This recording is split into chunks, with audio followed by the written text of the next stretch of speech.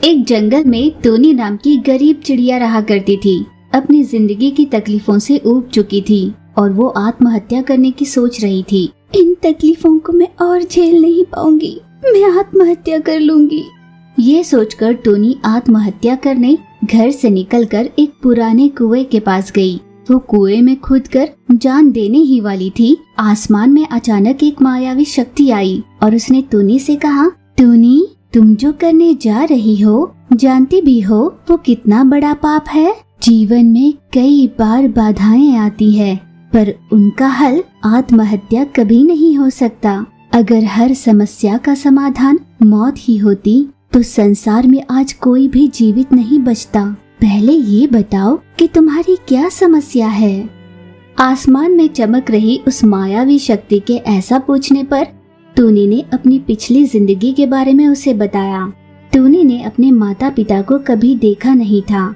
इससे पहले कि टोनी होश संभालती, उसके माता पिता का देहांत हो चुका था। तब से ही टोनी की जिंदगी में चाहे जितनी भी कठिनाइयां आती, वो किसी के सामने हाथ नहीं फैलाती, बल्कि खुद ही खूब मेहनत कर अपना गुजारा कर रही थी। एक दिन चीचू कौवा टोनी के पास आई। टोनी, जब तक तुम्हें कोई मजदूरी का काम नहीं मिलता, तुम्हें पैसे नहीं मिलते, और जब तक पैसे नहीं मिल पाते, तुम अपना पेट नहीं भर पाती। और मजदूरी का काम तुम्हें हो या चाहे मुझे, हर बार नहीं मिलता। इसीलिए मैंने एक उपाय सोचा है। अच्छा, बताओ दोस्त, क्या सोचा है तुमने? चीचू ने बताना शुरू किया। दोस्त, मैं एक ऐसी जमीन के बारे में जानती हूँ जहाँ पर अगर तरबूज की फसल डाली जाए तो वहाँ तरबूज बहुत अच्छे निकल आते हैं। क्यों ना हम दोनों ही उस जमीन को खरीद ले। पर उस जमीन को खरीदने के लिए हमारे पास इतने पैसे ही कहाँ हैं? जिंदगी में सही समय पर सही फैसले लेने से ही अपना भविष्य बनता है। आज हम जमीन खरीदने की परिस्थिति में नहीं है, इसीलिए आया हुआ इतना अच्छा मौका भला कैसे छोड़ दें। ना जाने आगे हमें ऐसा कोई मौका मिलेगा भी या नहीं। सही कह रही हो। मैं कुछ जुगाड़ करती हूँ और पैसों का इंतजाम करूँगी। तुम भी पैसों का इंतजाम करना।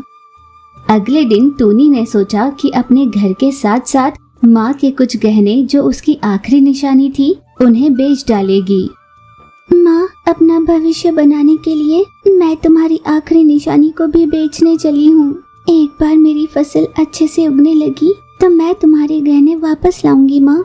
यूँ तय कर टोनी ने घर और गहने बेचकर बदले में पैसे लिए और सारे पैसे चीचू के हाथ में दे दिए। पैसे लेकर चीचू ने टोनी से कहा, मैं इन पैसों को लेकर अब जा रही हूँ। कल मैं जब वापस आऊंगी तो हम दोनों मिलकर फसल का काम शुरू करते हैं। अगली सुबह टोनी चीचू के आने की राह देखने लगी।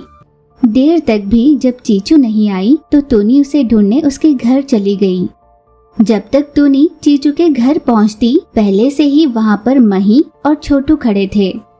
टोनी चिड़िया को आते हुए देख मही चील ने कहा, देखा, ये चीचू कौवा कैसी धोखेबाज निकली। मुझसे आकर कहने लगी कि दोनों मिलकर खेती करेंगे, खूब पैसा कमाएंगे। मुझे अपनी बातों में बहकाकर उसने मुझसे सारे पैसे ले लिए और चली गई। जंगल के कई पक्षियों के साथ उसने यही किया है। कितना बड़ा धोखा किया उसने।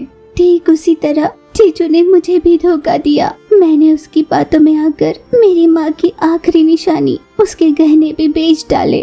अब मेरे पास कुछ नहीं बचा, इसलिए मैं मरने जा रही थी। यूँ जब टोनी ने रो कर कहा तो मायावी शक्ति बोली, अच्छा, तो कोई आकर तुम्हें धोखा दे देगा और तुम बदले में जान दे दोगी। इसका मतलब अगर चीचू ना होता तो क्या तुम अकेले कुछ भी नहीं कर पाती? क्या तुम्हारे अंदर खुद की शक्ति नहीं?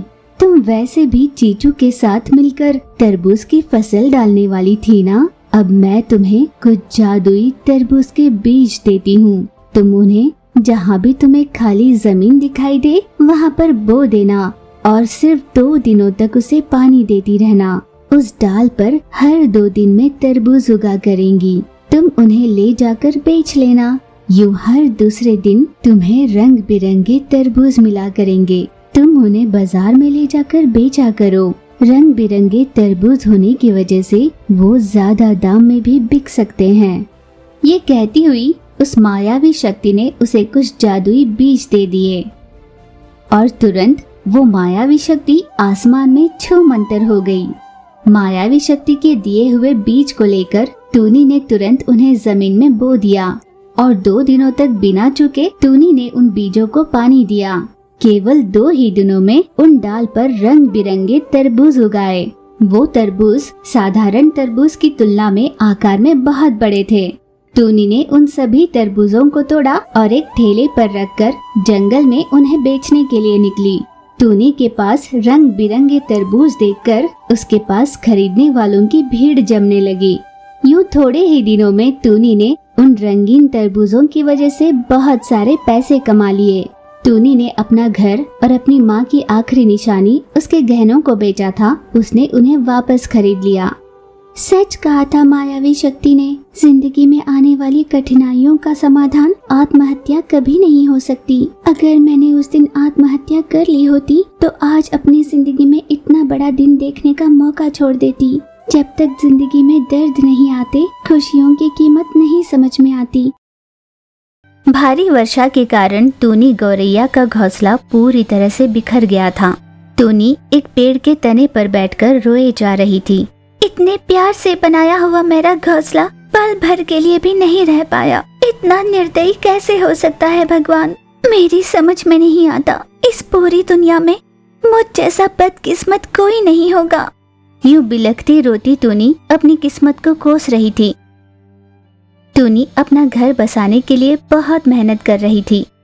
उसने सोच लिया कि नदी किनारे पर्वत के ऊपर वो अपना बड़ा सा घर बनाएगी और उस सपने को पूरा करने के लिए वो दिन रात कड़ी मेहनत करने लगी। लगातार मेहनत करने की वजह से वो अचानक एक दिन चकराकर गिर गई।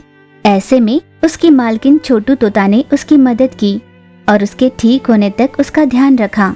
टूनी को जब होश आया तो उसने खुद को छोटू तोता के घर में पाया। टूनी को देख छोटू ने कहा, अरे टूनी, तुम उठ गई, थोड़ी देर और आराम कर लो। तुम समझ रही हो ना, जाओ जाकर आराम करो। टूनी ने विनयपूर्ण कहा, मालकिन मुझे काम पर जाना है, मेरी मदद के लिए आपका बहुत बहुत धन्यवाद। इस तरह दिन रात बिना रुके अगर तुम मेहनत करती रहोगी तो भला कैसे होगा। पिछले 1 हफ्ते से तुम यूं ही सोई हुई हो। पता है मैं कितनी डर गई थी। तुम्हारी सेहत ठीक नहीं और तुम काम पर जाना चाहती हो। चौंकी हुई टूनी ने मालकिन से कहा, क्या कहा? पिछले 1 हफ्ते से मैं सोई हुई हूँ? मुझे यकीन नहीं होता। 1 हफ्ते से आप मेरा ध्यान रख रही है, इसका बहुत बहुत आभार। मैं आपका ये उपकार कभी नहीं भूलूंगी। छोटू तोता ने उससे बात कर हर तरह से उसकी मजबूरी जानने की कोशिश की। तब टूनी ने आंसू बहाते हुए कहा, मेरी और क्या मजबूरी हो सकती है मालकिन। मैं जब छोटी थी तभी मेरे माता पिता बाढ़ में बहकर चल बसे। मेरे पति और मेरे बच्चे भी इसी बाढ़ में बहकर मर गए। मेरा इकलौता मेरा घोंसला वो भी बह गया। मेरे अपनों को, मेरी जिंदगी को इस बाढ़ ने बर्बाद कर दिया। ना जाने भगवान ने मेरी ही किस्मत ऐसी क्यों लिखी है। आगे बताते हुए टूनी ने कहा कि वो अब भगवान से लड़ना चाहती है, इसीलिए नदी किनारे ऊंचाई पर अपना मजबूत घर बनाना चाहती है ताकि बाढ़ से उसे कोई नुकसान न हो। यूं अपनी पूरी कहानी बताकर टूनी वहां से चली गई। तब छोटू ने मन ही मन सोचा, भगवान मेहनत करने वालों का साथ कभी नहीं छोड़ता। जल्द ही तुम्हारी जिंदगी में खुशियां लौट आएंगी। टूनी ने जैसा ठान लिया था, उसने सच में पहाड़ी के ऊंचाई पर अपना मजबूत सुंदर सा घर बना लिया। उसके यहाँ काम करने के लिए कई पक्षी आया करते। उन सभी के साथ टूनी मजदूरों की तरह बर्ताव नहीं करती थी, बल्कि उनसे दोस्त की तरह बात किया करती थी। उनकी मदद भी करती और उनके खाने पीने, चाय नाश्ते का ख्याल रखा करती थी। उसके पास मजदूरी कर रहे महीचील, आप जैसी सौम्य दिल वाली मालकिन को हमने पहले कभी नहीं देखा। हर कोई हमसे मजदूर की तरह ही बर्ताव किया करता था, पर आप तो हमारे साथ दोस्त की तरह रहती है। भगवान जरूर आपका भला करेगा, आपको ऊंचाई तक पहुंचाएगा। उनकी बातें सुन टूनी बहुत खुश हो जाया करती। कुछ ही दिनों में उसका घर बनकर तैयार हो गया। घर पर सुंदर से रंग भी लगाए थे, पर अचानक बारिश शुरू हो गई और घर पर लगाया सारा रंग उतर गया। हे भगवान, सारा काम हो ही चुका था, हर बार मेरे साथ यही क्यों होता है। वो आसमान की ओर देखती हुई बादलों से कहने लगी, हे बादल जी, आपकी मुझसे कैसी दुश्मनी है? मैंने आपका क्या बिगाड़ा है? क्या आप हर बार मेरे साथ जो करते हो वो आपको सही लगता है? मेरी जिंदगी की हर खुशियों को तुमने पानी में बहा दिया। यूं मुझे तिल तिल मारने से तो अच्छा मुझे एक बार मार ही डालो। यूं चिल्लाकर टूनी ने आक्रोश किया। उसकी बातें सुन घिरे हुए बादल अचानक हट गए और बारिश थम गई। टूनी ये देखकर चौंक गई। तब बादल उस पर हल्के से मुस्कुराया। दोस्त, आज मैं तुमसे हार गया। आज के बाद तुम्हारी जिंदगी में सब कुछ अच्छा ही होगा। ये कहते हुए बादल वहाँ से हंसता हुआ चला गया। टूनी ये जानकर बहुत खुश हो गई। दिन बीत रहे थे। घर पर रंग लग चुके थे।